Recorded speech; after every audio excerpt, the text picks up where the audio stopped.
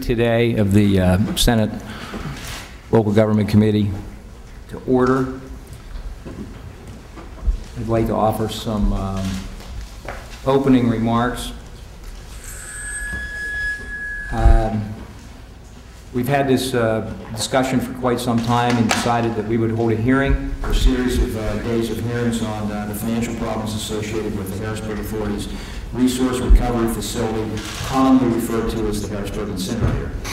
Senators John Blake, Mike Fulmer, and myself, along with key staff members including Lee Durr, Fred Sembach, Luke Muron, and Kyle Mullins, have spent a great deal of time reading through volumes, and I mean volumes of paper, and interviewing people connected to this unique fiscal disaster. Harrisburg's financial plight has attracted national attention because of its depth, its complexity, and its reflection on the Commonwealth as our state capital. One component of the city's total debt burden is the debt attributed to the incinerator. A closer look at the history of this debt accumulation, primarily through the forensic investigation report, reveals a series of bad decisions made over years of time. Our goal today and on October 29th is to learn how a public process defined in law that includes decisions made by 4 public entities with advice from highly compensated licensed professionals could leave the Harrisburg Authority, the City of Harrisburg, and the County of Dauphin on the hook for over $300 million borrowed on an asset valued at a small fraction of that amount.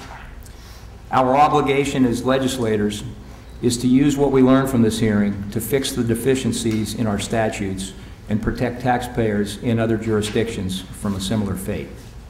We are anxious to hear from the witnesses scheduled today and appreciate their willingness to testify.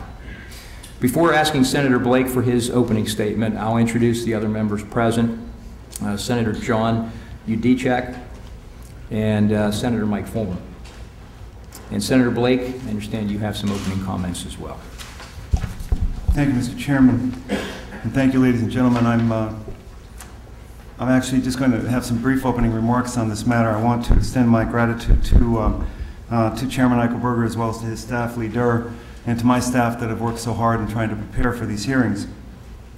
I've had several communications with Chairman Eichelberger on this matter and have consistently said that as legislators, we are not prosecutors, we are not a grand jury, but we are obliged to the taxpayers' public interest and the taxpayers' protection. Government needs not only to advance the interests of taxpayers, but to protect them.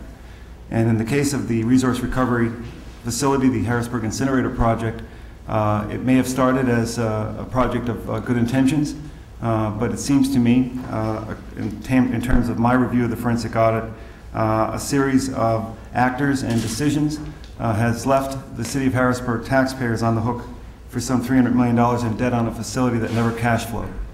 There were 5 public bodies that had the ability to make decisions on this, including the Mayor, Council of the Authority, and the County, and the Department of Community and Economic Development. There were 3 different contractors, 6 law firms, 4 financial advisors, 4 technical and engineering firms, 2 bond insurers, nearly 25 different actors over a period of years that had the opportunity to make decisions that involved the public interest, and I fear, unfortunately, that they became a little too self-interested in this process and did not have the public interest at heart.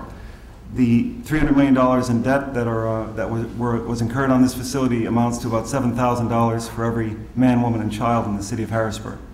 That's an enormous debt burden, and it is not obviously in the public interest. And our obligation, again, in these hearings, is to find out where there were flaws in our legislation, flaws in our laws, weaknesses in our laws, flaws in the procedures and the regulatory procedures that attend these types of transactions in order to inform the chairman and I and the members of this committee on legislative fixes that can guarantee that this fiscal debacle does not get revisited on any taxpayers across the Commonwealth. I would say something about the chairman's opening remarks that I think needs to be said here. He indicated this is a unique circumstance, and I agree that the scale of this situation is probably unique, but I don't think it is distinct only to the City of Harrisburg. I think this is a more pervasive issue throughout the entire Commonwealth that affects the fiscal health of all of our communities.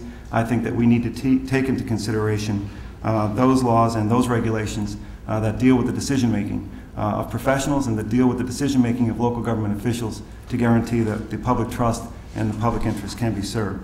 So with that, Mr. Chairman, I'll turn the microphone back to you. Thank you. We'll call our first witness, Stephen A. Goldfield, Esquire, and he's accompanied this morning with Royce Morris, who is the solicitor for the Harrisburg Authority. Welcome. And the microphones have buttons. When they turn bright green, you know you're in business.